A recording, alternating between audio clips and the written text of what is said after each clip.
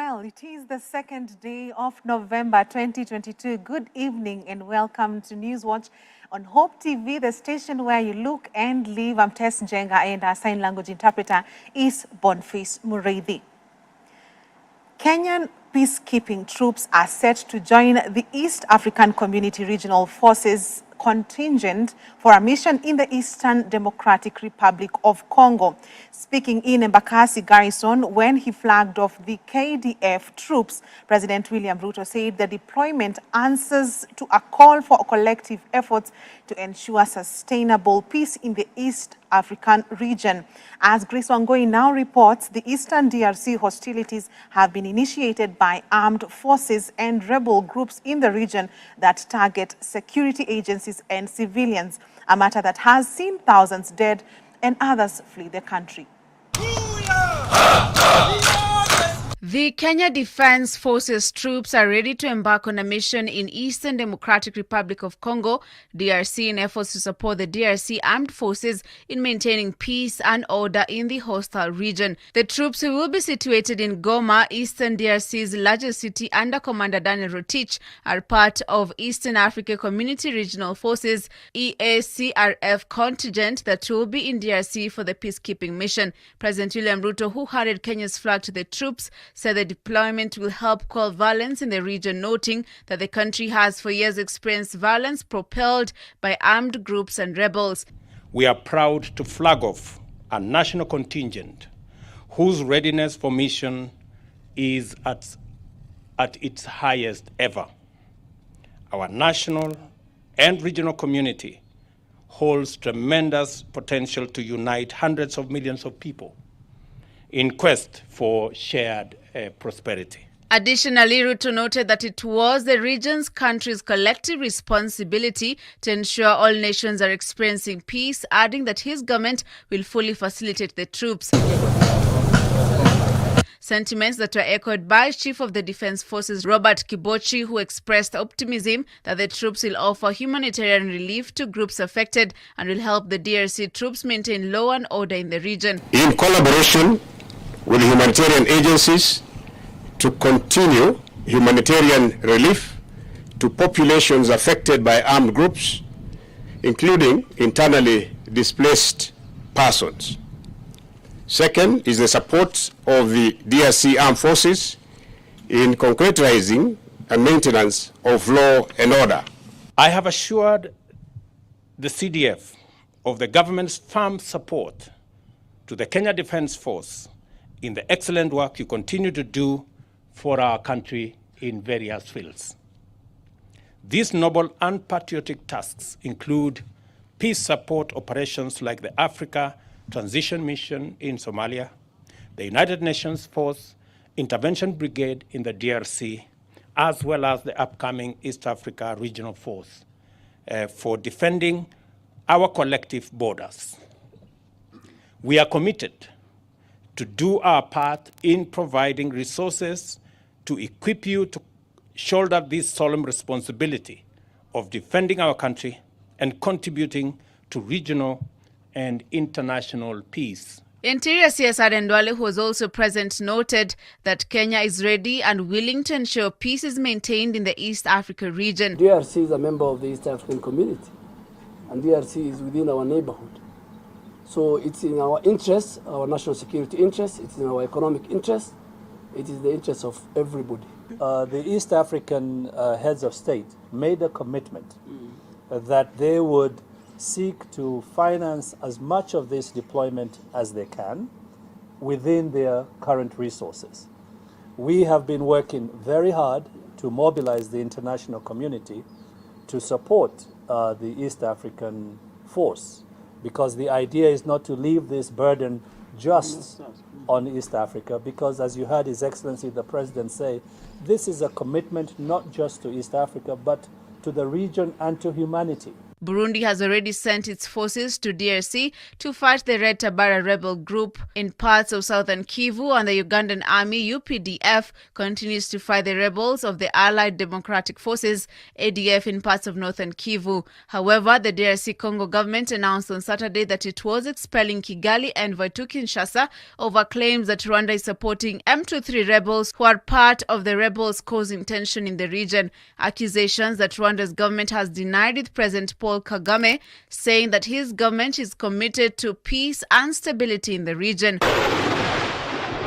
Grace Ongoi for TV News Watch.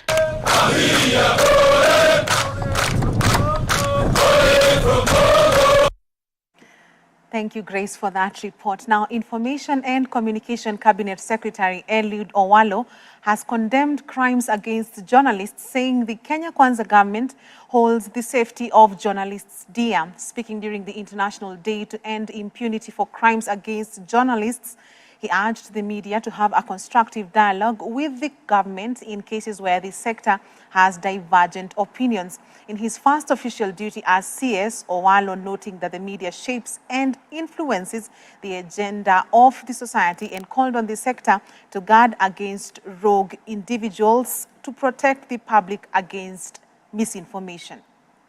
Ashad Sarif is renowned not for anything but for journalism. The Kenya Editors Guild, as indeed many other media voices, came out to demand that quick, comprehensive investigations be done on this incident so that we get to know what exactly happened. Accordingly, the two, in my view, ought to work together rather than appear to be hostile and adversarial against each other. They ought to work in complementarity of purpose rather than in imaginary and often hostile competition. Both should be keen on achieving a democratic, free and fair society governed by the rule of law and of course in line with our 2010 constitutional dispensation. I urge you to refrain from sensational media reporting and misreporting, which often undermine the rule of law and public confidence in our institution. For instance, the two media houses that were recently cited for contempt of court for misinformation of a key witness, which jeopardized the case. I therefore urge you to focus on reporting the truth and facts to safeguard the rule of law.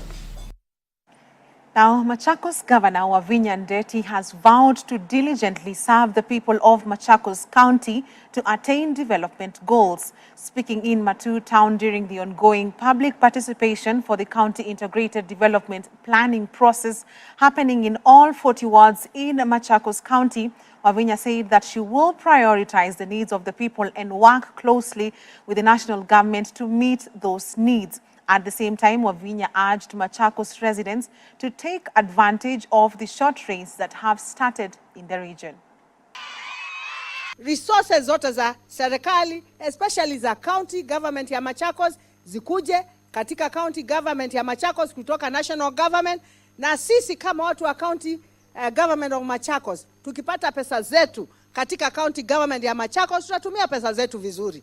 Kwa hivyo Machakos, ukituma kitu hapa ama mambo yafanywe hapa, tunakuhakikishia mambo yataenda vizuri katika Machakos County. Kwa hivyo sisi kama watu wa Machakos tumeshukuru sana, tumesema kwa nguvu za Mwenyezi Mungu tutatembea sisi wote pamoja tuweze kusaidia watu wetu. Tutatengeneza committees zile za kuangalia hizo projects kwa ground. Project ikienda vibaya, wewe kama mwananchi, hata wewe utakuja kuniambia kama uko kwa hiyo committee, kwa nini hiyo project imeenda vibaya. Let us now take our first break on News Watch Tonight. We will be back shortly. Don't go too far.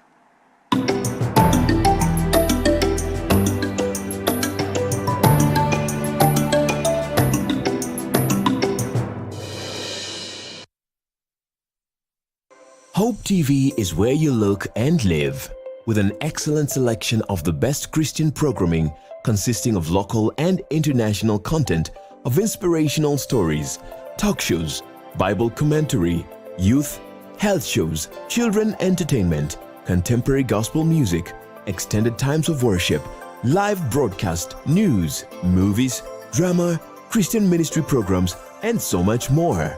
Hope TV is another quality service from Christ is the Answer Ministries with over 45% of authentic and credible local content every week. Hope TV is a sister station to Hope FM, Kenya's leading Christian radio station with footprints across the country. Tune in to Hope TV, where you look and live. Tomorrow night on Testify. Chukua gas na TV, mimi nimebeba TV, sasa tunakuja kwa stage kupanda gari. Kufika tu stage hivi. Karibu kufika stage hapo mlolongo kwa stage. Tukastukiwa hizi kupe kuna watchman walikuwa wametuona au Mamasai. Hawa ndio hawa hizi. Ule badala aachilie gas chini, yeye baada anang'ang'ana naye. Brigadier kashikwa. Alipigwa, mimi nikaachilia nini hapo kwa lami, hapo mlolongo kwa lami. TV kubwa hivi nikaachilia kwa lami. Nikavuka barabara, kulikuwa na msituni hapo mlolongo. Nikaingia kwa hiyo msituni ndani na ndani, nikaingia huko ndani sasa na watu matochi zikimulika ako wapi? Only on Hope TV, where you look and live.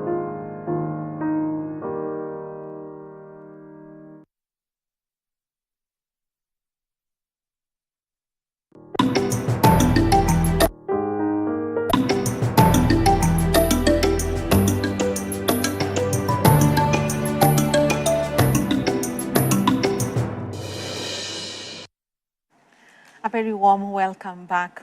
President William Ruto has today nominated 51 candidates as principal secretaries that will serve in the public service from a list of 500 interviewed candidates. The list includes Aurelia Rono for the State Department of Parliamentary Affairs, Amos Gadesha for Public Service, and Nixon Korir for Lands and Physical Planning, among others.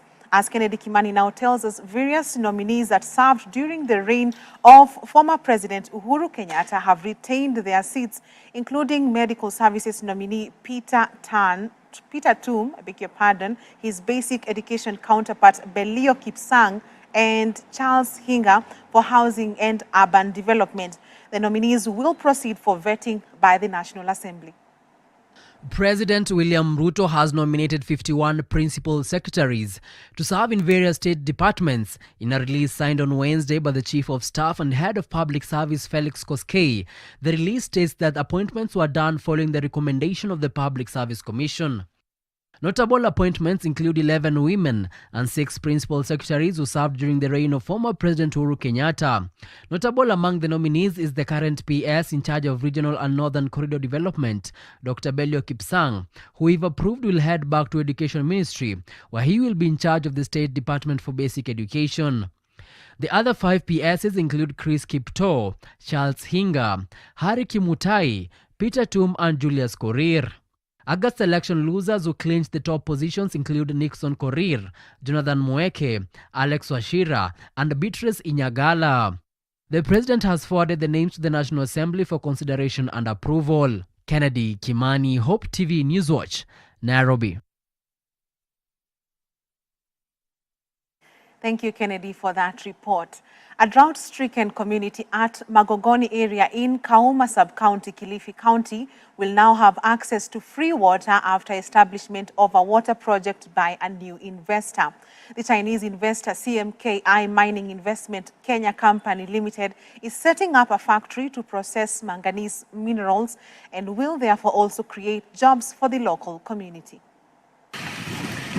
It is a sigh of relief for residents of Magogoni area in Kauma Sub-County, Kilifi County, who are used to walking long distances to buy water or in-car transport expenses. This is after a Chinese investor with a mining company, CMKI, set up a factory to process manganese minerals and at the same time install a borehole whose water will be free of charge to the residents. Magogoni area, which is in Jaribuni ward, is rich in manganese minerals which are harmful. According to experts, children and adults who drink water with high levels of manganese for a long time may have problems with memory, attention and motor skills. Wengine tunatoka sehemu mbalimbali na kwenye tunapata maji ni kule msikitini kwenye mmetoka. Sasa kutoka hapa kuenda kule huwezi enda trip 2 ama 3. Ni hiyo tu unaenda mtungi mmoja ulete kwa nyumba hivyo. Huo mtungi mmoja mnatumia kuoga, kupika. Sana sana watu kufua ama kuoga tunatumia maji ya mto hapo chini. Asanteni sana kwa kutuwekea maji hapa, tunasikia raha na haya maji yenye mmetuwekea hapa. Tulikuwa kwa zamani tunateseka na maji. Maji tunatumia ya chumvi, tukitaka ya kunywa tunachota huko mbali mtungi mmoja, hatutosheki. Nataka Mungu ajalize tena hata kama miradi mingine iletwe hapa. Kwa sababu tulikuwa tupata shida. Twatoka hapa tulipo hapa kwenye site hii ya Magogoni tuenda kufuata maji karibu mita 500. Ndo moja kule kwa uzi wa shilingi 100. The water project, however, is not the only source of joy for the residents, as the project will also act as a source of employment for the many unemployed youth in the area. According to Magogoni Matolani Senior Assistant Chief Mkoka Kahindi, the created employment opportunities at the site will help parents raise money for school fees, hence reduce the school dropout rates. The community is very happy. Has received free water following the drought and famine which is affecting the community.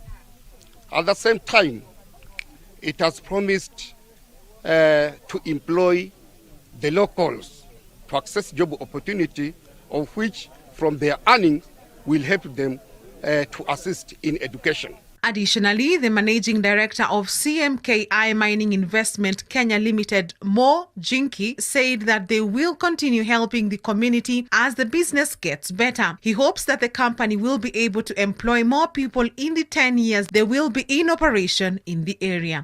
We want to do something, but we don't know how to do. So thank you to give us more advice to do something for the local, and then also we will work hard to make more profit, to show our money to do more things for the local. We are going to help to get more workers, but not exactly how many workers. But what we need is the worker who working hard for us. For Hope TV News Watch, I'm Tess Njenga. Former Interior Ministry Principal Administrative Secretary Moffat Kangi is expected to testify in the criminal proceedings against 2 former commissioners of lands, Wilson Gashanja, Zablon Mabea, and a former physical planner in the lands ministry. Jabu Salim Mohammed before Mombasa Chief Magistrate Martha Mutuku over land fraud. The suspects are charged with 9 counts related to abuse of office, willful neglect of official duties, and aiding the commission of a felony. They are said to have facilitated illegal acquisition of public land dubbed Kwale Diani Beach Block 172 that was meant for a public access road valued at 30 million shillings. The offences were allegedly committed in Kwale County in 1994 when Moffat Kangi was the district commissioner.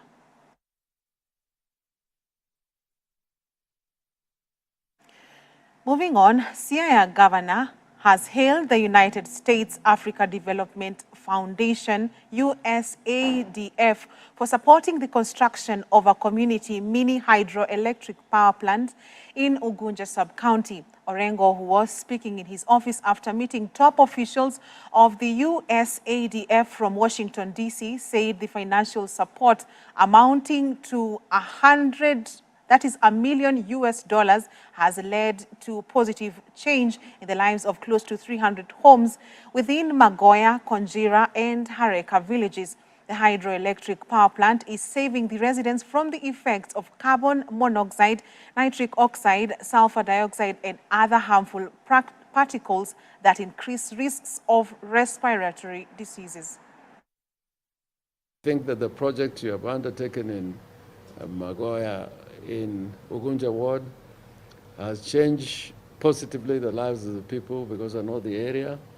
It was a project to provide power or electricity to families and that has translated into other economic activities at the micro level, and we hope that those activities will be expanded in order to deal with the bigger problem of job creation and also the bigger problem of ensuring that we can increase production, particularly in the agricultural sector. Focused around agriculture, looking at issues on food security, looking at issues around what we call our youth and entrepreneurship portfolio, which is really focused on job creation, looking at empowerment, looking at underserved populations, women who perhaps may not have access to some of the financial tools that others have. And then also looking at the energy space, really looking at the areas between ag and health, and the nexus between that and energy. So the ag energy nexus, the nexus between health and energy, and in terms of providing and increasing and the livelihoods and improving the livelihoods across this county. This is something that we are very, very interested in. A group of farmers in Naivasha are crying foul after a section of land set aside for public utility was grabbed by an influential trader. The elderly farmers from Karati area are accusing some senior government officials of working in cahoots with the trader to fleece them. The frustrated farmers explained that the section of land that has been grabbed had initially been set aside for constructing a dairy by the New Karati Farmers Association in 1984. One of the farmers, Mary Wanjiru, said that some farmer officials took advantage of lack of documents to grab the land.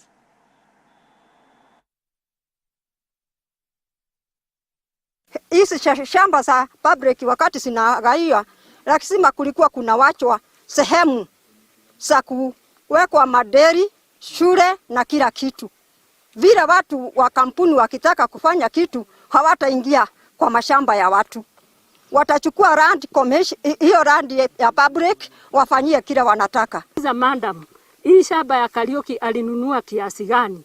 Akaniambia Kariuki alinunua shamba lake ikiwa 2.755 hectares. Na kwa hivyo taito yake inasoma kubwa, lakini ukikuja ground ni kidogo. Sasa anajaribu pahali ataigiza shamba ndio atoshereke. Sisi tulirudishiwa hiyo shamba na kanisa lenyewe na likajizuru. Kukapatikana mtu mwingine anaitwa Kamau Wang'ang'a. Huyu wakageuza documents katika ofisi la land. Tukagundua tena. Kutoka hapo tukaenda kwa mkubwa wa land. Akafutilia hiyo mambo bali. Kwa hivyo hata hii unaona tumekasirika, tumesagalisika kwa sababu tumejaribu kama vile muelezo kutoka wa chief, kutoka kila nini ofisi yote ya serikali, na hataki kutoka. Hakuna mtu hata mmoja amewahi kuja hapa aone. Sababu tulikuwa tunataka waone ili wasije wakakaa kwa ofisi kama vile president alisema. Kila mtu ambaye ameshaguliwa asikae kwa ofisi, aende kwa ground aone vile mambo iko baada kukaa kwa ofisi. Hawa hataki kutoka, wanakaa tu kwa ofisi.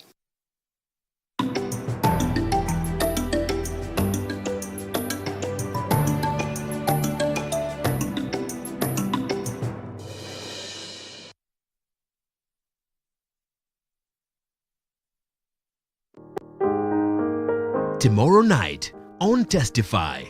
Tushachukua gas na TV, mimi nimebeba TV, sasa tunakuja kwa stage kupanda gari. Kufika tu stage hivi.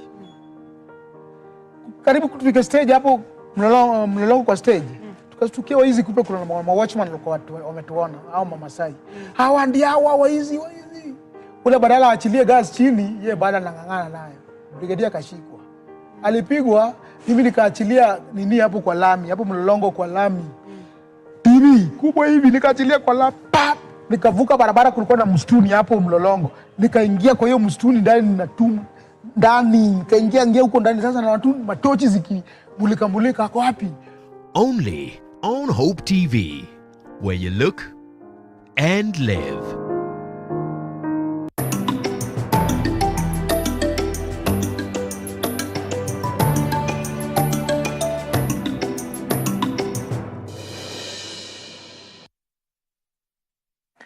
Welcome back. Let's take a look at business. Farmers in Kirinyaga have a chance to boost their food production through training in a model farm that will act as a learning center.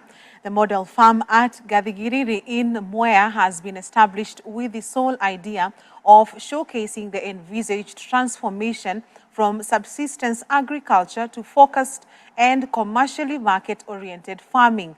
INCI Dannenberg Bayer Crop Science Global Head of Vegetable Seeds said the idea behind the centers of excellence around the country is to address the challenges facing the farmers, which includes inadequate knowledge in the selection of the right genetics.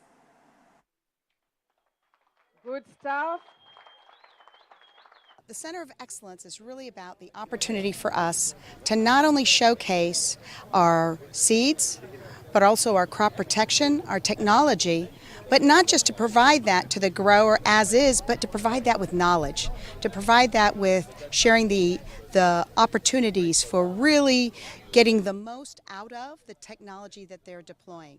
So our goal at the end of the day is to give the grower the chance to be able to maximize for their business, to be able to maximize then for what they deliver to the community. Hii Center of Excellence ninaona itatusaidia kwa sababu mara nyingi huwa tuko na problem na breeding na mbegu, lakini haujaona practically ikifanywa.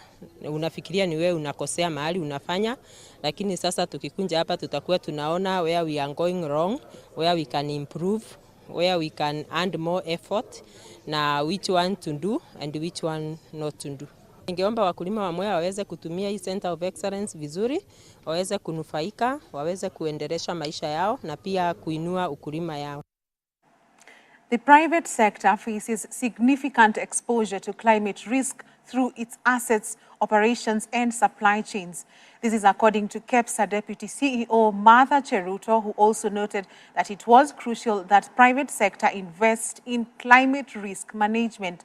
Cheruto was speaking during the launch of the Kenya Private Sector Strategy on Climate Change Solutions 2022 to 2030 in partnership with the National Treasury and Planning Ministry of Environment and Forestry and the Food and Agriculture Organization of the United Nations, FAO.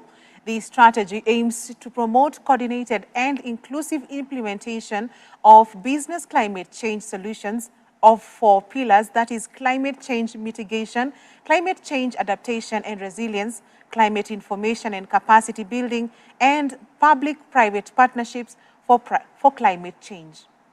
Through the GCF NAP Readiness Support Project, using an inclusive multi-stakeholder approach, KEPSA led the development of the private sector strategy on climate change solutions 2022-2030. This strategy contains priority business climate actions for mitigating climate change towards net zero and strengthening resilience through nature-based solutions. The importance of tackling climate change and other environmental issues is now well recognized by different partners, private sectors. Indeed, the financial sector has acknowledged that addressing global environmental challenges such as climate change is key to managing business risks and ensuring long-term returns on investment. Optimizing resource use and improving environmental performance also help companies reduce costs, streamline operations, and increase efficiency. Maybe this strategy is actually a strategy for everybody, because we are only public when we are representing public institutions. Immediately we finish that, we become private individuals with private faculties, can think and can act on matters climate change. Africa Logistics Properties, ALP, has opened a new modern warehouse facility at ALP West Logistics Park in Limuru, Kiambu County. aimed at easing supply chain management for small and medium-sized enterprises. Speaking at the official opening, Trade, Investment and Industry Cabinet Secretary Moses Kuria commended ALP for their efforts and underscored the government's commitment to attracting investors into Kenya in efforts to increase the country's competitiveness in the African and global scene. More important is to state again the commitment of the government of Kenya led by President William Ruto to promoting investment, to welcoming investors so that you can be our world partners in the journey to create jobs, to increase incomes of our people, and to grow Kenya's competitiveness in a regional and the global stage. What also delights me is the business model, that what you are doing as ALP is actually empowering business and enabling business. So our courtyard development, we were determined to see whether we could get more business by having a lower entry level for tenants, for SMEs, and that was a success. So we've decided that the next phase should be more of those units, only better. And we think that those units will be a very important part of the mix of buildings that we see here on ALP West.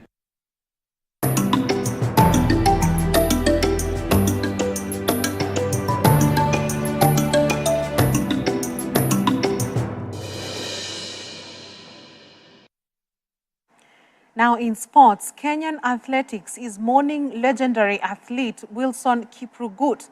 Kiprugut was the first Kenyan to win a medal at the Olympic Games. He passed away in Kericho last night at the age of 84 after a long illness. Athletics Kenya announced the death of the legend this morning, mourning him as a lovable and kind person who selflessly made the country proud on the global stage. Kiprugut made a breakthrough on the international stage after clinching bronze at the 1964 Olympic Games in Tokyo, Japan, becoming the first ever Kenyan medalist at the Games. According to the Athletics Kenya President Jack Tuwei, Kiprugut collapsed in his Kericho home at about midday yesterday and was rushed to Kericho's Siloam Hospital, where he passed on shortly afterwards. Thika Sports Club will this coming Saturday play host to the latest leg of the 2022 NCBA Golf Series as the tournament that kicked off in February hits the home stretch. In what will be the 16th event under the series, over 100 golfers will take to the 18-hole golf course as they aim to make the cut to play at the series grand finale set for 9th December at the Muthaiga Golf Club. Action at the Evergreen Golf Course tees off early in the morning, with the first group expected to take to the tee at 6:30 a.m. After the Thika tournament, attention will then shift to Muthaiga Golf Club for the grand finale on the 9th of December. And the Sports Journalism Association of Kenya and StarTimes Kenya have signed an agreement that will see top Kenyan coaches feted every month. The Coach of the Month award scheme targets golfers across various sports disciplines and will see the winner walk away with 100,000 shillings, a personalized trophy, and a 55-inch StarTimes TV set. Our partnership with StarTimes just goes to appreciate the coaches and also to increase the competition within the local spheres and ensure that the coaches are doing what they're supposed to be doing. I think this award is going to create awareness, is going to create competition within the coaching circles. Coaches have been left out, especially when we win big competitions. I have seen several coaches coming with gold medal in the World Championship, in the Olympics, and the government only awards the players. So the coaches have been left out, but the person who thought of this, I thank the journalists for working so hard and thinking beyond the players' awards and remembering us as coaches. And that wraps up Newswatch this evening. Thank you so much for watching. I'm Tess Njenga, and our sign language interpreter is Boniface Murithi. Till we meet next time, have a good night.